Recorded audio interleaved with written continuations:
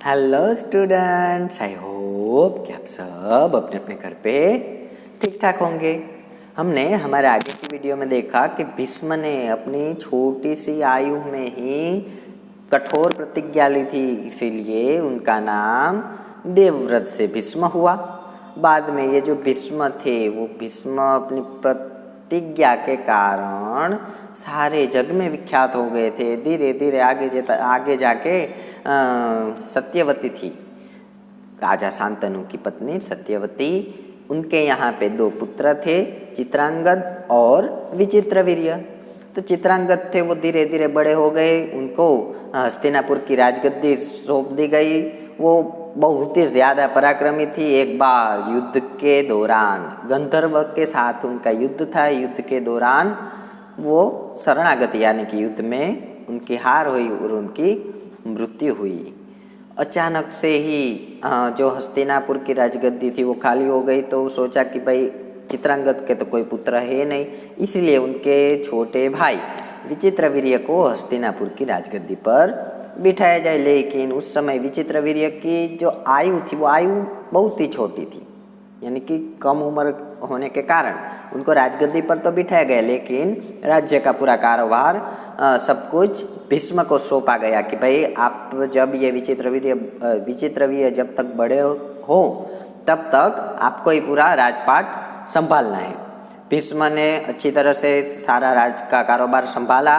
धीरे धीरे विचित्रवीर्य की उम्र बढ़ती गई। विवाह के योग्य विचित्रवीर्य जब ऐसा लगा कि भीष्म को ऐसा जब लगा कि जो विचित्रवीर्य है वो विवाह के योग्य हो गया है, तब भीष्म पितामह ने यानी कि भीष्म ने काशीराज की कन्याओं का एक स्वयंवर था, यानी कि काशी नगर की ओर काशीराज की कन्याओं का स्वयंवर था। उनकी 3 पुत्री थी, अंबा, अंबिका और अंबालिका। तो स्वयंवर में देश विदेश से कई सारे राजकुमार आने वाले थे। तो भीष्म ने सोचा कि मैं भी विचित्रवीर्य के लिए काशीराज की कन्याओं के पास जाऊं। तो उस स्वयंवर में भीष्म पितामह भी गए। तो भीष्म को देख के देश विदेश के सारे राजकुमार सोच में पड़ गए, क्योंकि भीष्म की जो प्रतिज्ञा भीष्म ने छोटी सी आयु में ली थी वो देश विदेश में सब जगह पे विख्यात हो गई थी। तो सारे राजकुमार सोचने लगे कि भाई इस भीष्म ने तो, सब आदर भाव से सोच रहे थे कि इसने तो छोटी सी आयु में प्रतिज्ञा ली थी, ये तो यहाँ पे शायद स्वयंवर देखने के लिए आए होंगे। लेकिन धीरे धीरे जाके पता चला कि भीष्म पितामह ने भी स्वयंवर में प्रतियोगिता यानी कि स्वयंवर में भाग लिया है। सारे राजकुमारियाँ सब लोग, पूरे के पूरे राज्य में जितने लोग थे सब आश्चर्यचकित होकर देखने लगे, भाई ये भीष्म ने तो आजीवन ब्रह्मचारी होने की प्रतिज्ञा ली थी, ये कैसे यहाँ पे आए।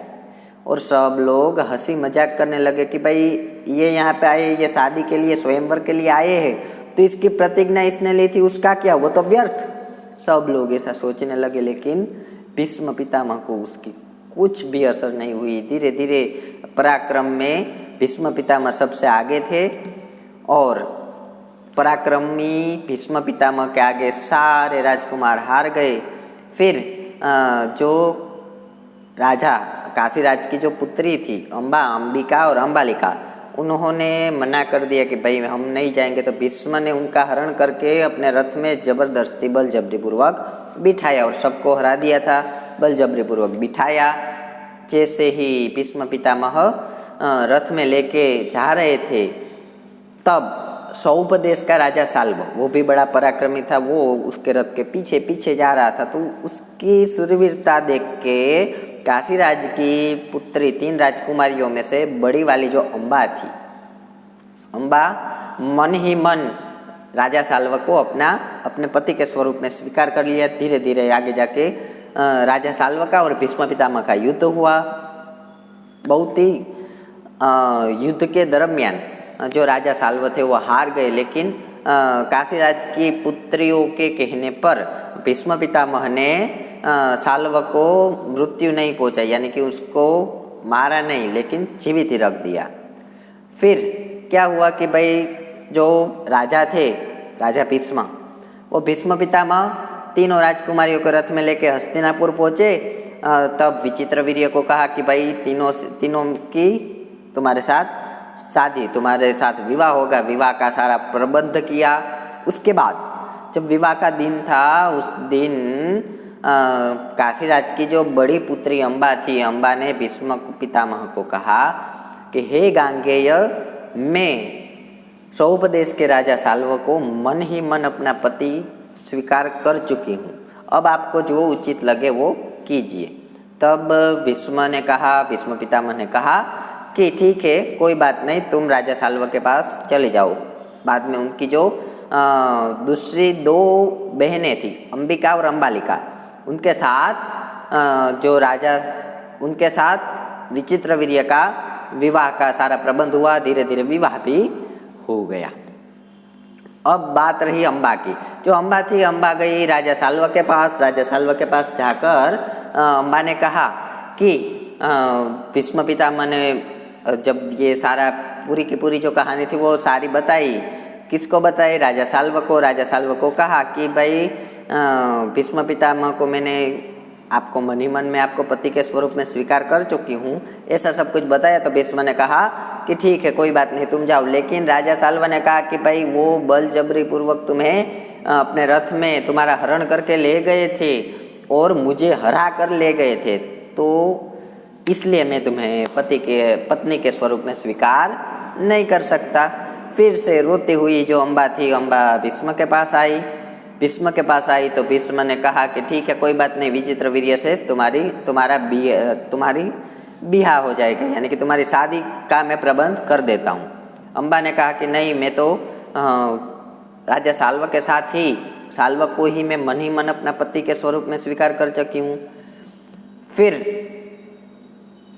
अम्बा ने कहा कि भाई ऐसा है तो राजा साल्व मुझे स्वीकार नहीं कर रहे, विचित्रवीर्य के भी विवाह हो गए, तो आप ही अब मेरे पति बनो, मैं आपके साथ विवाह कर लूँगी। तब भीष्म ने अपनी पूरी बात बताई कि भाई मैंने तो बचपन में ही ऐसी प्रतिज्ञा ली थी कि मैं आजीवन ब्रह्मचारी हूँ, इसलिए मैं तुम्हारे साथ विवाह नहीं कर सकता। फिर भीष्म ने थोड़ा समझा बुझाकर अम्बा को वापिस राजा साल्व के पास भेजा। राजा साल्व के पास गई अम्बा, उन्होंने विनंती करके कहा कि मैं आपके साथ आपकी पत्नी के स्वरूप में रहना चाहती हूँ। लेकिन राजा साल्व ने कहा कि नहीं, जो सारे राज्य के सामने तुम्हें ले गया और मुझे हरा कर, मुझे पराजित करके ले गया, उसके साथ मैं कभी भी विवाह नहीं कर सकता। यहाँ से सौभ देश से हस्तिनापुर, यहाँ से वहाँ, सारी जगह पर अम्बा भटकती रही। धीरे धीरे अम्बा कई राजाओं के पास गई। सब राजा को कहा कि मैं भीष्म के वध के लिए आप मेरा साथ दो, आप भीष्म के साथ युद्ध करो और उसका वध मुझे चाहिए। सारे राजा, क्योंकि भीष्म पितामह बहुत ही प्रतिष्ठावान थे और युद्ध में भी धनुर्विद्या, सारी विद्याओं के जानकार थे, इसलिए भीष्म के सामने कोई राजा युद्ध करने के लिए तैयार न हुआ।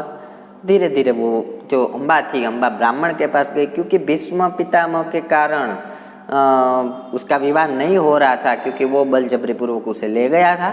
इसीलिए जो अम्बा थी, अम्बा मन ही मन भीष्म के प्रति बहुत ही क्रोधायमान हो गई। तो ब्राह्मणों के पास गई, ब्राह्मणों को कहा कि भाई ऐसा ऐसा हुआ था, पूरी अपनी कहानी सुनाई। फिर ब्राह्मणों ने कहा कि भाई हमारे ब्राह्मणों में एक परशुराम करके है, वो भी बहुत ही ज़्यादा तपस्वी है और युद्ध में भी सारी विद्याओं के जानकार है, आप परशुराम के पास जाओ। परशुराम के पास गई, परशुराम को अपनी पूरी कहानी सुनाई। परशुराम का जो हृदय था वो व्याकुल हो गया और वो परशुराम अम्बा की मदद करने के लिए तैयार हुआ। धीरे धीरे परशुराम का और भीष्म पितामह का युद्ध हुआ। परशुराम का और भीष्म पितामह का युद्ध हुआ, कई दिनों तक युद्ध चला, क्योंकि दोनों सामने बाहुबली थे, क्योंकि दोनों के बाहु में ज़्यादा बल था, दोनों धनुर्विद्या के और कितनी सारी विद्याओं के जानकार थे। लेकिन अंत में भीष्म की विजय हुई और परशुराम पराजित हुआ। परशुराम पराजित हुआ तब उन्होंने बताया कि अम्बा को कि तुम भीष्म की शरण में ही चले जाओ, लेकिन अम्बा मानने को तैयार नहीं थी। फिर अम्बा ने वन में कठोर तपस्या की, भगवान की प्राप्ति की। उसके बाद अम्बा ने भगवान से ऐसा वरदान मांगा कि मैं स्त्री से पुरुष का रूप लेना चाहती हूँ। फिर धीरे धीरे भगवान ने तथास्तु कहा, अम्बा ने स्त्री से पुरुष का रूप लिया, शिखंडी का रूप लिया। शिखंडी का रूप लिया, उसके साथ साथ ही जब धीरे धीरे कुरुक्षेत्र के मैदान में युद्ध चल रहा था, उस युद्ध के दरमियान अर्जुन के साथ शिखंडी हुआ। धीरे धीरे शिखंडी भीष्म पितामह को पता चल गया था कि ये अम्बा है, अम्बा ही शिखंडी के रूप में यहाँ पर आया है। तो धीरे धीरे सब पता चल गया, तो अर्जुन को आगे रख के शिखंडी ने पीछे से युद्ध भीष्म की ओर, धीरे धीरे भीष्म को मारना है, उसका वध ही करना है, ऐसा सोच के रखा था। भीष्म को पता चल गया था, उसने शिखंडी पर धनुष चलाने में अपनी वीरोचित, यानी कि मैं वीर होके मुझे पता है कि ये स्त्री रूप से पुरुष रूप में आई है, तो मेरी वीर गति ऐसा नहीं होगी, यानी कि मैं वीर हूँ। युद्ध में वीर जो होता है वो हमेशा अपने बचाव के लिए नहीं, लेकिन युद्ध के नियम के अनुसार ही पूरा कार्य करते हैं। तो भीष्म ने बाण चलाना उचित न समझा। फिर अर्जुन को आगे रख के शिखंडी ने भीष्म के साथ युद्ध का प्रारंभ किया। धीरे धीरे अर्जुन के बाणों से भीष्म पितामह को एक बाण लगा और वो अपने रथ से नीचे गिर गए। तब जाके अम्बा का मन में जो क्रोध था वो शांत हुआ। तो बच्चों, ये जो चैप्टर है ये है, उसका नाम है अम्बा और भीष्म। तो आई होप कि आपको सब कुछ समझ में आ गया होगा। इसके आगे क्या आएगा, वो आगे की स्टोरी तो इससे भी इंटरेस्टिंग है, तो हम नेक्स्ट वीडियो में आगे की पूरी स्टोरी सुनेंगे। धन्यवाद।